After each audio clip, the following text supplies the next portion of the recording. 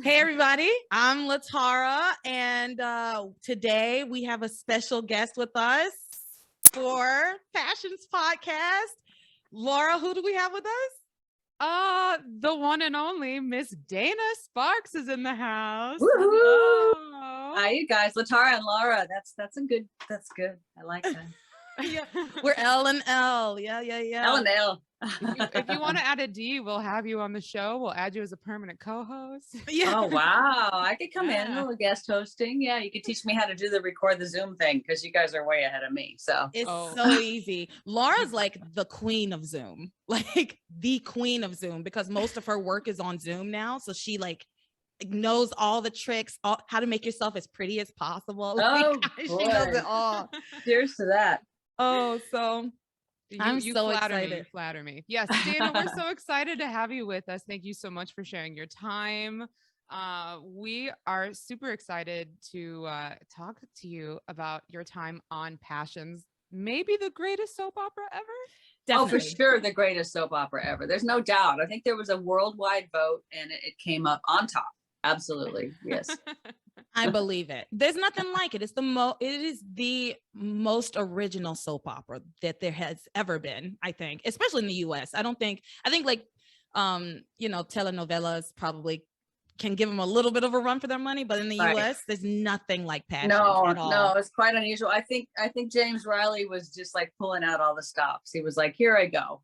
This is everything I've been holding back from everything else he's done. And he just let it fly. And it much to our advantage. It was incredible. It was a really great show to jump in on. Yeah. Yeah. So we want to talk about your time on Passions. Like, how did you get into acting? Did you start young in a theater program? How did you start out as an actress?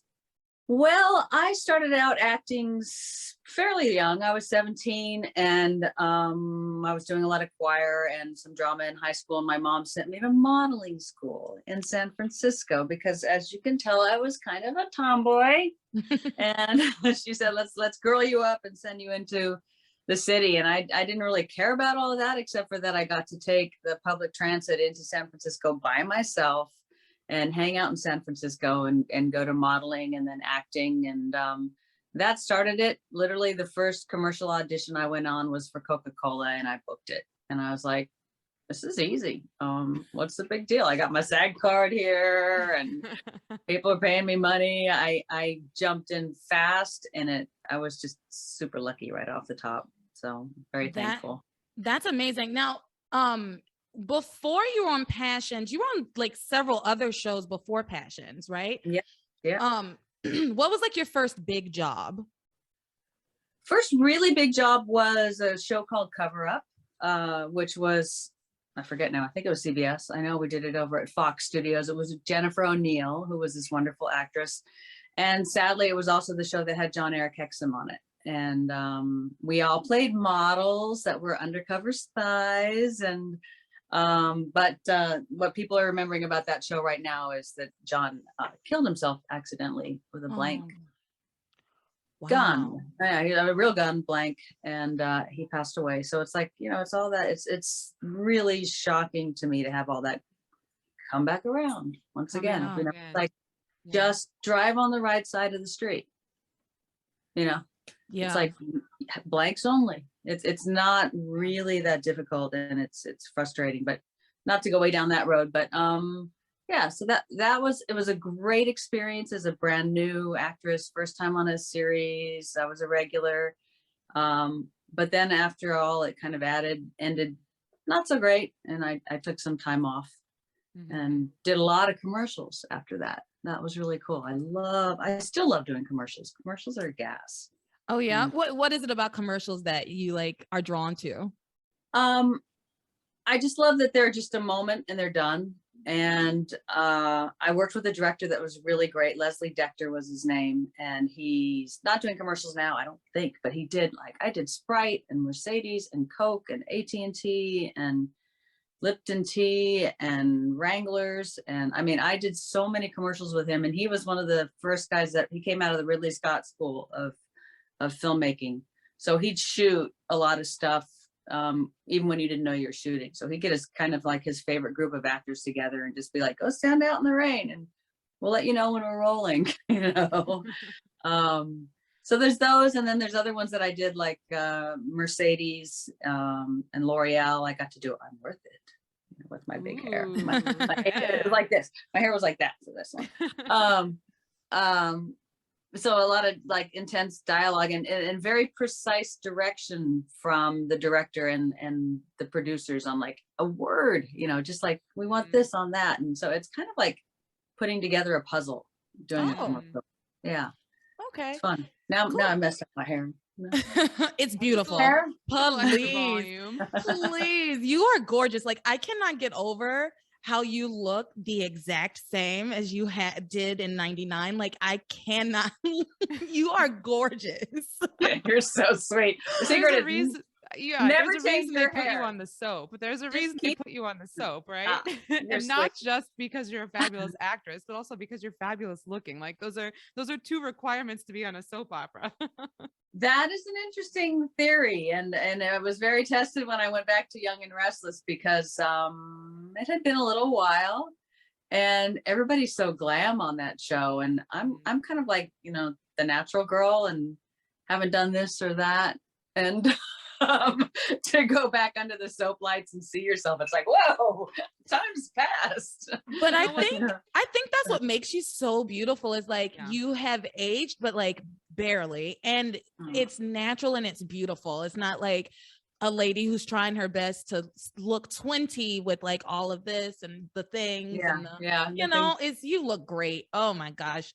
Please. I also think there's this idea in the world that for a woman to be considered glamorous or beautiful, like that means you have to shellac yourself with makeup and hairspray and everything else. And that's fine. And sometimes we want to do that. You know, sometimes it's fun to do that and dress up like that. But natural is also beautiful, right? It isn't just, again, it's one of these false binaries where it's one or the other, but I think a lot of us are more complex than that. So. Yeah. Anyway, I'm going to get off my soapbox over here. Soapbox. Yeah. No, I agree with you though. I mean, because it's like I struggle with that. It's, you know, all this image forward stuff. I find it a little disheartening because it's not the reality. And like you say, it's great. It's wonderful to put on makeup and have a beautiful face. And like, I got to wear a corset in this last thing. The rest of me looks like heck, believe me. And I just embraced it. I'm like, make me look as bad as I can. But they put the corset on me and I was like, oh, I kind of dig this. It gives you great posture and like a little waistline under all that stuff. I was like, this rocks. So, you know, Laura, everybody can do what they want to do. Laura and I have been in our fair share of operas, and when we are in opera, you have a lot of costumes or like the corsets, and I honestly I love wearing a corset. Like, I love singing in a corset. I really do, because it makes me stand up nice and tall, pushes my boobs right up high. And you gotta have a corset. You can sing opera in a corset because it's so constrictive. I mean, you must learn how to breathe. You push against it while you're singing, and that resistance offers a little reminder of what your support is supposed to feel like. So a lot of people like singing in a corset. I personally don't, but a lot of people do. So I mean, this is the corset episode. Do you just have titles? It's like Passions, the corset episode. No, beauty episode. We gotta give it back to Passions, of course. Can you tell us how what the audition process was like? We were really lucky. We spoke with Don Swaby about his process, and basically he was like, I auditioned one day and moved to LA the next because I got the gig. So what was it like for you? Wow, I'm so jealous of Don in that situation, because I read originally for the character of Ivy. Oh, yeah. Wow. That would be different. So I read for Ivy, I read with Ben, and obviously a totally different part than Grace, and I loved the character, and I based it kind of on someone I knew. But on the way home, I called my agent and I just went, God, this Ben guy, he was just like outright cranky. I was like, I don't know if I could do this, because Ben's got this really subtle bit of humor, and he could get away with it because he was Ben. You know, if I tried to do that, they'd be like, would you, exit stage right, please. But Ben was really wry and dry. And I was like, wow, that's interesting. I'm like, but I love the part, want it desperately. And then for maybe 3 months, at least 2 months, I waited. And I was just like, oh God, just please, please. And everybody I knew that I was waiting. And then I got the word that I didn't get it. And my friends gave me flowers. I mean, because it was just like such a thing, you're waiting so long. Yeah. And I called my manager and I said, I'm just so disappointed that I didn't get this. It was so long. I figured that sure, they were gonna, but of course they had found Kim, and she's brilliant in that part and perfect for that part. And I said, well, ask them if there's anything else I could do on it. And so he called Jackie Brisky, the casting agent, and she went, yeah, wow, I didn't even think that Dana actually might be better for Grace anyway. So then I went in and tested with James, and he was just fantastic. I mean, I'm sure you've heard from anybody that James is one of the nicest people in the world, and was so supportive of my work on the test because he already had the part. So I went in there going, I need to be connected to this guy. Like, that was my only motivation for the entire scene, was just be with him, whatever he's saying, listen to, and just react. I mean, that's what you do, instead of like trying to put out what I thought was Grace. And just had the best time working with him on that audition. I was like, if nothing else comes out of it, I rock that scene. And he was supportive, and I felt good. And I think I actually heard like 2 days later, I was like, all right. Yeah, there you go. They didn't make you wait again that time. No, that's awesome. No, that's such a testament to, like, sometimes you want things that aren't for you, right? Like sometimes you really, really want something so bad and it doesn't work out. And then something else better comes along and you're like, oh, you know what? That wasn't actually for me anyway. I thought that was for me, but it wasn't. This is what was for me. And like, yeah. And you do such a wonderful job as Grace, and you get to work with James. Like, it's a win for us all. That was really great. I mean, James and I just saw James and his wife and his son. I can't believe James Moses is 22 or something now. To have worked with these people when they were thinking about having babies or trying to have babies, and now they've got adults that are having babies. It's like, dang, time flies. It's crazy. Yeah. It's like a lifetime ago. How did that happen? I don't know. It really is some people's whole lifetimes ago. Like, that's crazy. Wow. Yeah.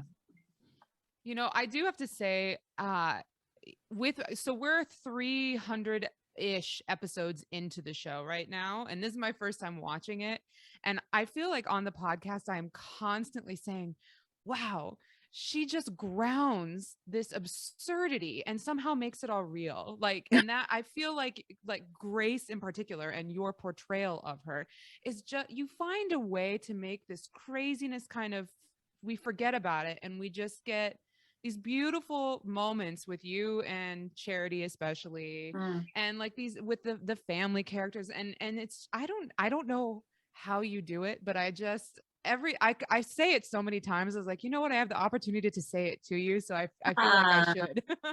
Thank you so much. That's really sweet. Thank you. Yeah. What's it like to be that kind of presence with all of this magical stuff kind of swirling around you, and you're just trying to stay authentic and stay grounded and stay real? Authentic in 3, 2, 1. Don't pay attention to the devil behind you. Right. Sometimes it's really hard. It was particularly easy with James and my kids in the show. I just loved, I don't have my own kids, so I've got plenty of mom to give out. I'm a great grandmother and auntie, and so I just really loved working with them, and they were all so new at this and so receptive, and just really delightful to work with. That stuff was easy. I mean, there were times when it was just like, wait a minute, what? Are you kidding me? And Kim would chime in and she'd go, a witch and a doll. And I go, you're right. What am I thinking? There's no reason to rationalize everything. We have a witch and a doll, so we'll just keep going forward. Anybody that would ever say, I don't think my character would do this, it's like, witch and a doll. Just do it. I feel like Laura and I do that on the podcast all the time, where we're trying to like rationalize it and like, this doesn't make sense. Maybe it's because of this. And then we finally come back to like, it's passions. Like Charity's possessed by the pendant. Just like go with it. Exactly. I think I was hooked in the early episodes when your character, while asleep, like flew out of the window and like had a conversation with an angel. I was like, what is happening? This is episode 5. Right? I know. I loved that scene, and that and Timmy coming alive in the beginning were just like 2 iconic moments, I think, in the beginning of Passions. That was, and they actually sent me to do the levitating out the bedroom window at the beginning. They sent me to David Copperfield's technician, and they set up this thing that was it was like this metal bar that was fit directly to my spine as I laid in it, and it had a couple of crossbars. Incredibly, it should be in the Museum of Torture in Belgrade. Yeah. It was so uncomfortable, but it made the gag really work, so it was fun. Yeah, it looked great. It looked really cool, but yeah, I can only imagine how uncomfortable that would have been. Well, and Juliet totally sold it, the scene, because it's only as good as the reaction. And she's going, it's Grace levitating out of her bedroom window. I was like, thank you, Juliet. Yeah. So can you, and we've talked about this a little bit, but can you talk more about like what your experience on the show was? Like once you got the part and you're like, all right, I'm ready to get started as Grace. When you got there on set, was it what you were expecting, or was it much different than your expectation? It was bigger in every way than what I expected. The cast was more together and like a family immediately. It was like all for one and one for all, and we're going to make this a great show. And everyone wanted to give it their best, and the hours were longer than I expected, especially because playing twins right away. So I was basically in the morning scenes and the afternoon scenes, and people would either come in and do a lot of morning stuff typically, or they do the afternoon. So sometimes I'd be working as Grace, and then Faith in the afternoon. And James and Rodney and Galen, they'd all come rolling in, and they'd play golf that morning, and they're all messing around, and I'm like, get to work. I'm like, I was like the slave driver. It's like, come on, you guys, let's get this show on the road. We had no time for this fun, because it was long hours. It was a lot. I mean, we'd go to midnight or 2, and then come back at 6. I mean, there wasn't that 12-hour turnaround thing in that for me, just for twins. And that kicked it off. So it was all kind of like acting on steroids for the first couple months. And you get a stack of scripts every week, and I'm due diligence. Some people just go bullshit, my part, bullshit, my part. But I'd read it because I wanted to know what was going on. So it was heightened, and a lot of work and a lot of dialogue. And I sometimes I think back on it now and I go, I don't know how I learned all that stuff, because it was a lot. Well, especially in the early days, like you were saying, you were playing 2 characters. So you were doing the job of 2 people as one person. And you had the most iconic thing where you got to play the twins right off the bat. Like right off the bat, I know, a trope, great. But such a great one. Don't get me wrong. But that was you. You got to play the soap twins. How cool is that? That's pretty neat. That's awfully rich, I have to say. I can remember standing in my kitchen when I got the phone call, and they said, the producers want to call you. And I was like, okay, I hadn't worked yet. I'm like, okay, what's this about? Usually you just show up on set, and it was Lisa. She goes, I got some news for you, and I hope you're excited about it. I'm like, what's that? And she goes, you're going to play twins. And I went, whoa, you're kidding. I was like, is it an evil twin? And she's like, well, no, they're actually both nice. And I was like, okay. Evil twin, but I did get to the evil Grace. Eventually I got to the evil Grace, so that was good. Yeah. Yeah, Evil Grace is coming down the pipeline, Laura. Don't you wait. I mean, don't you worry. Evil Grace is coming down the I've seen pipeline. a She's on her little way. bit of Evil Grace. I've seen a little bit. She snuck out once because of the pendant, I think. But I can't wait for more. I loved it. Yeah. Yeah. So on the show, like, do you have any like moments or scenes that for you were like, this was my favorite thing to do, or the most memorable, or even if it wasn't like a good experience, but just something that really stuck with you? Yeah. You know, it's so, you know, I turn on and I watch things like what you guys put up there, and I'm like, I don't remember this. Because there's so much, you know, and it's like, I remember kind of the feeling of it. And I remember like the prom boat and what we did and stuff. But there's like moments where I'm like, I don't remember that at all. Or I'll just go, hey, that was darn good. You know, I was like, I kind of kicked myself for, you know, thinking maybe that wasn't great. But that was actually really good. But there's two that I remember the most. And one was like the very first scene with the family in the kitchen, and Jessica and Kay and Sam. And it just set the tone for the family so well. And I'm cooking breakfast and they're doing this and they're bickering about a boyfriend. And it wasn't text then. I think it was like a two-way. It was she had like a two-way pager. Yeah. A pager, that's what it was. A two-way pager. Yeah. Oh, she's got her pager. It's her boyfriend, you know, and they're all fighting, and Sam comes down and he's Mr., you know, Dudley Do Right Handsome. And it was so great. And then immediately within that scene, Grace is like, ooh, where's Grace? She's out the window because she saw the little girl. And I was like, that whole thing was just so fun to shoot and so new. That's really the most memorable time. That, and one time Sam and I were supposed to be very, very serious in the background in the church, and it was Father Lonigan up front doing his, you know, his thing, and it had to be like 1 a.m. or something, and if you watch it, you can see Sam and I just shaking, and you know, we're supposed to be up there praying and we're just laughing. Just crying. We were laughing so hard. It was the best. And then they're like, cut. Dana, James, back up. We're like, okay, we got this. We're fine. Yeah. You know, it's funny, in real life and in film, church is the one place you're really not supposed to be laughing. And it's the one place where the giggles always get you. Oh, God.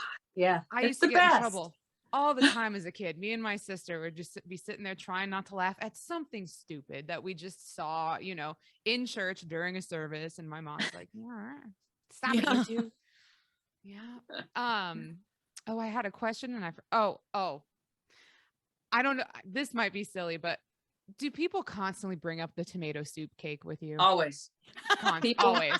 People love tomato soup cake. Yeah. They always ask me if I make it and what it tastes like. And yeah, it's people Google enough now that they know it's a for real thing and you can make it. And our prop guys made it all the time from the recipe. Yeah, it was good. It was kind of a spice cake. You know, it didn't really it did not taste tomatoey. But Ben always had the best reactions to that. That was just, even in his sleep, he was like, oh, like Frankenstein, you know, Peter Boyle doing Frankenstein or something. Oh, you know, it's like, no. Yeah, his reactions to it are hilarious. I actually did make the tomato soup cake. Oh, you did? It's not bad, right? Like the next day, cold, it was better. The first day warm. Oh. No. Didn't like it. And you know what? Making it was really like nasty once I put in the tomato soup. Like the smell was horrendous. Oh. When I put in the tomato soup, I was just like, like as I was going, because it's like mostly a spice cake, but then you throw in the tomato soup and you're like, why? Yeah, just to sell tomato soup. It's one of those things that did not work, I think, for Campbell's. They were trying to push their soup, but no. Yeah. But we made it big now. Now it's a thing. You did. Now it's a thing. People know about it. Yeah, thanks to you. All thanks to you. Yeah, I even brought it to the Jerry Springer show. Have you guys watched that one yet? No. Oh, no. Your face is great. You're blowing like, my what? mind. Are you kidding? Oh, I have to write this down right now so I don't forget to look it up. Oh Yeah, my and gosh, you one of the things I love is my the costume designer Jane did this wonderful drawing of my outfit that day, and I've got a little headband on in my hair, and I'm in this little blue suit holding the tomato soup cake that I bring to the Jerry Springer show. It was great. Yeah, the Russells get down, everybody gets in a fight. Oh, you're gonna love it. It's an awesome episode. I Oh my don't remember gosh. this. I do not remember it, but I'm gonna go look it up. I tell you that much. Cannot wait. Yeah, Yeah. this is kind of blowing my mind. Blowing my mind. Because you know what? Passions and Jerry Springer in some ways are so similar. Like they really captured that time period so well of like Yep. what we were watching and like Yes. the kind of content we were consuming at the time. Jerry An Springer was- alternate yeah. alternate reality. Yeah, well, that was Jerry Yeah. Springer's show. It's kind of like wrestling, right? Is this real? Sure, yeah, it's real. You want to Yeah, believe sure. Right. Yeah. Yeah. Don't- I'm really watching it happen, but exactly. yeah. Is it real? Who cares? it? Yeah. Yeah.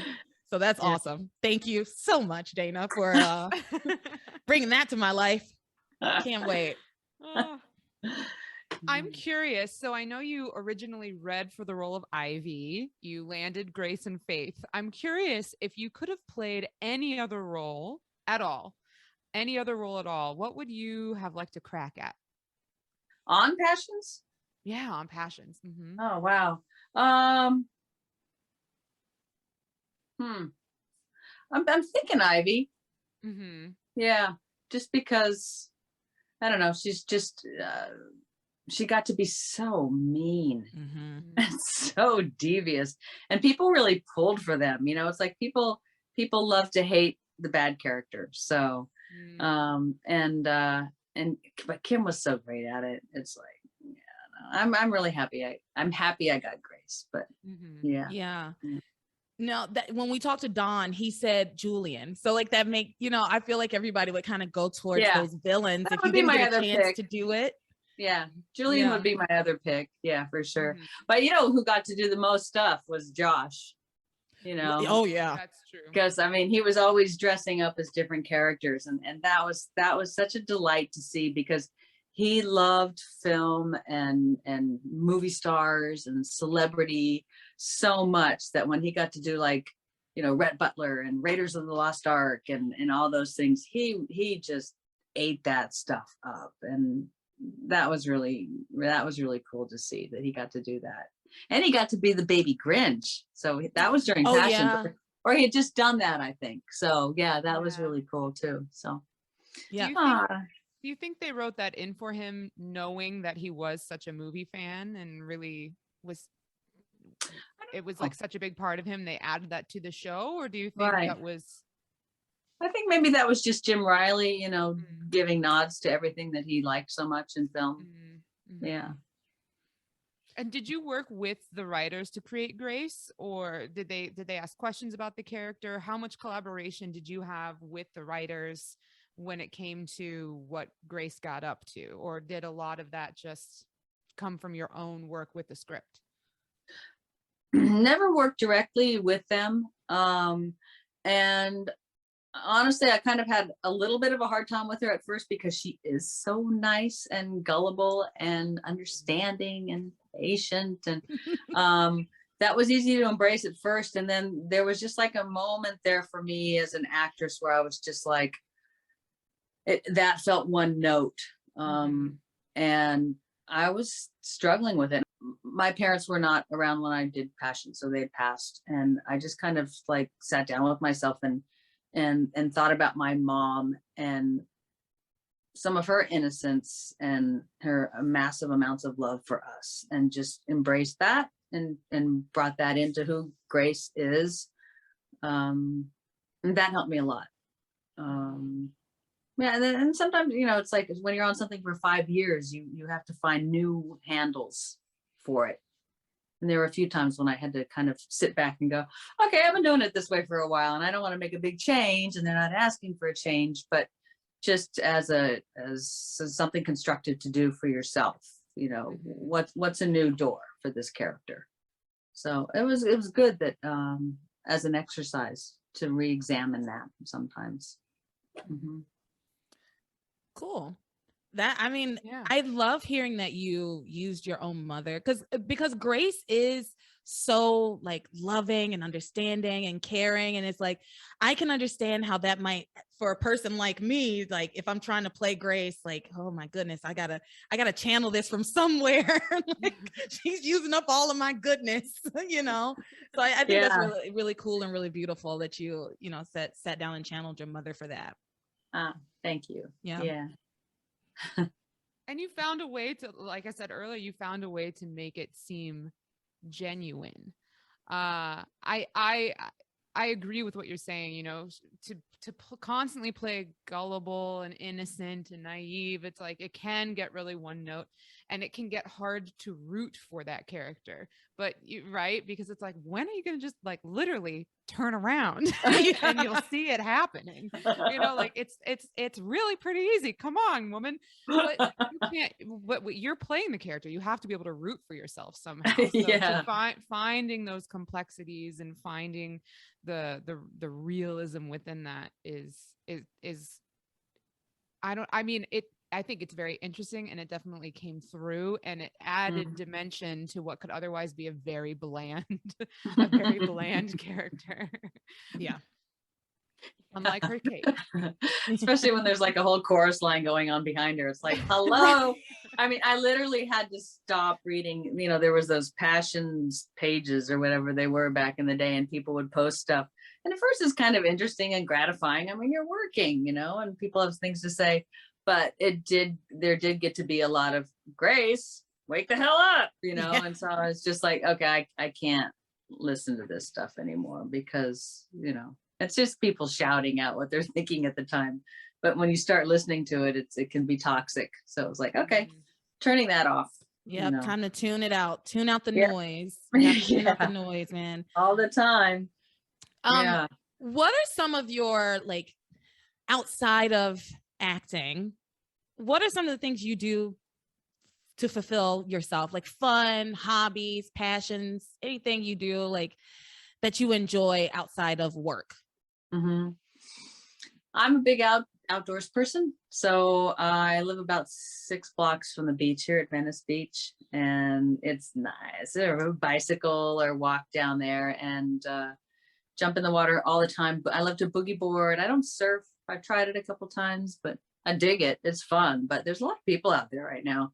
It's a crowded place, that ocean. Anything water, and hike, and I ski. I love to ski. I see Tahoe just got 9 feet of snow. I gotta get up there.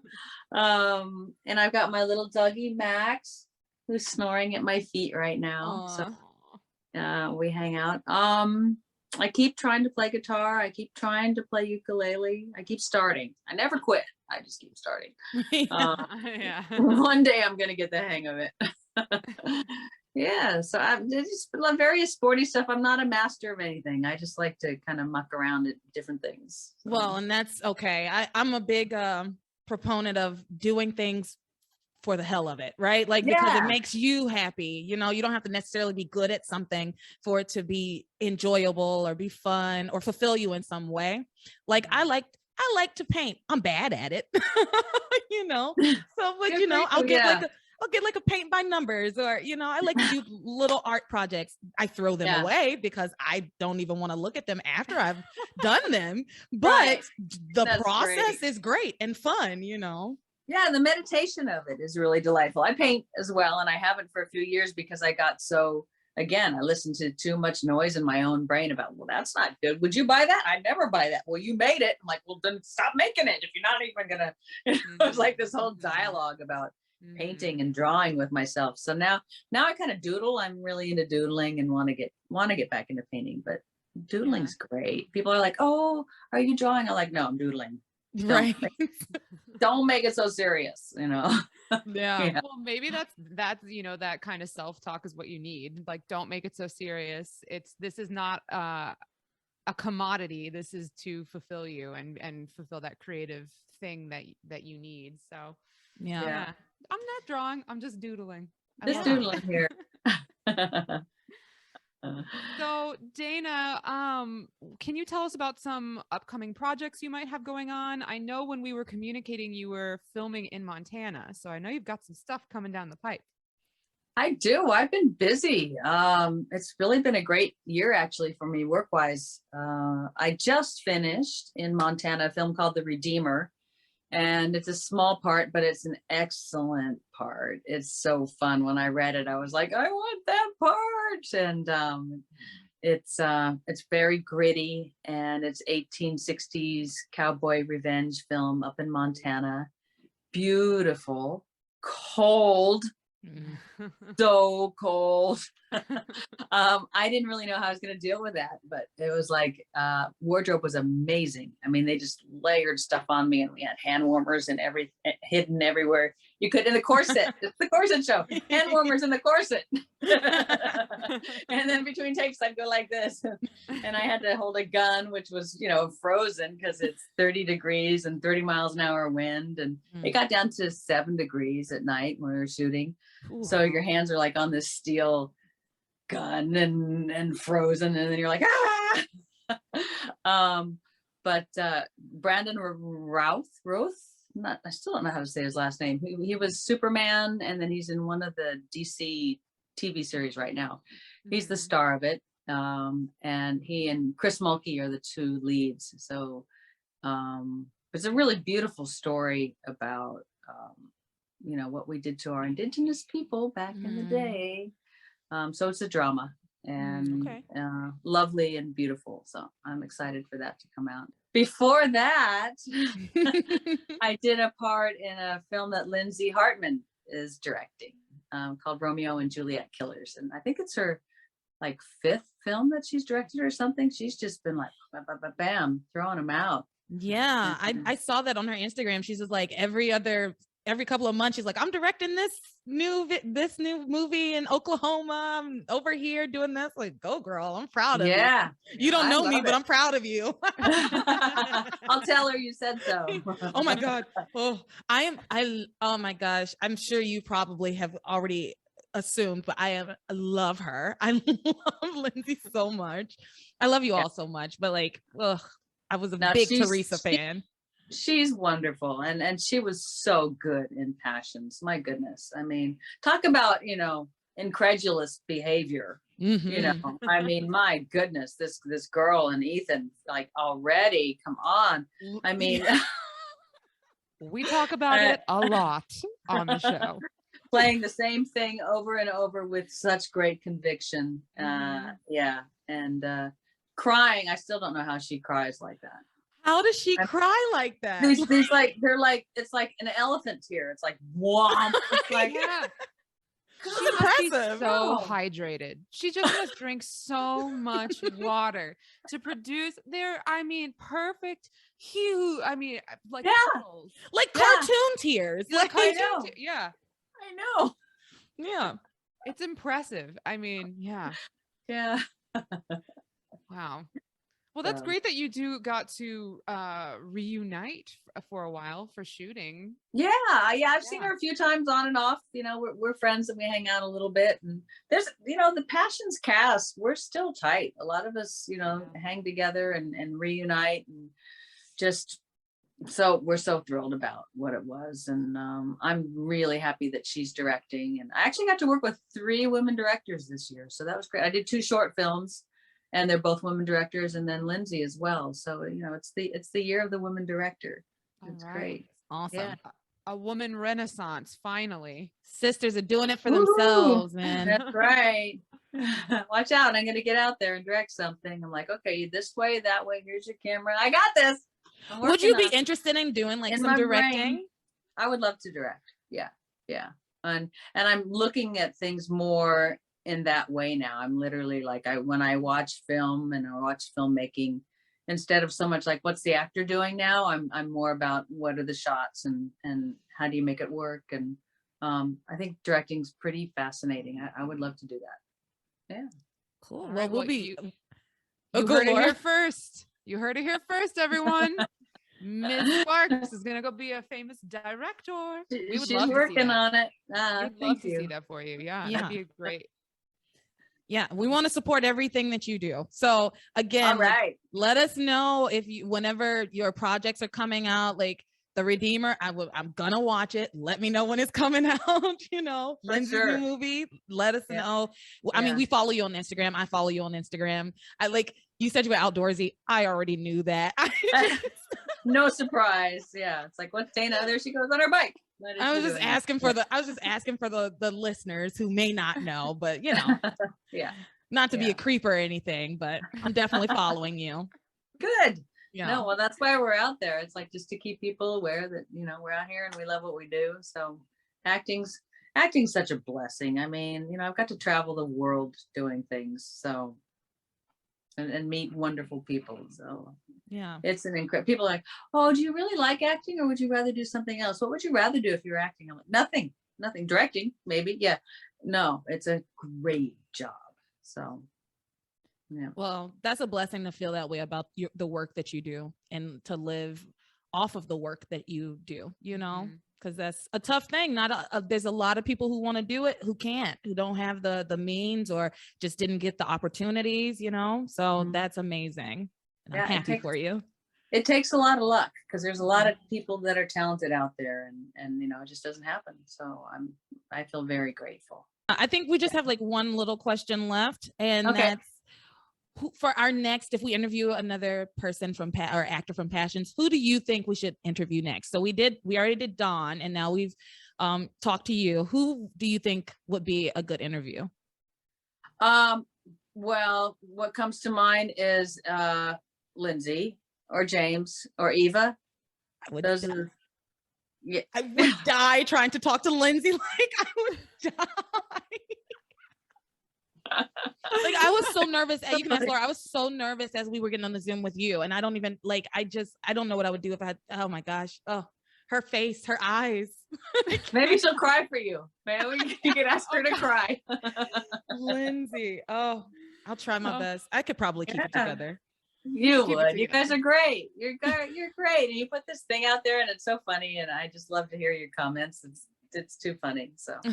Well, thank you for finding us, because I think you actually found us, which is wild to me. And yeah, so thank you for following along with us and agreeing to talk with us today. I mean, this is just a delight, a real delight. So thank you so much. Seriously. Hey, where are you guys based actually? New York City. New York City. Oh, nice. Fantastic.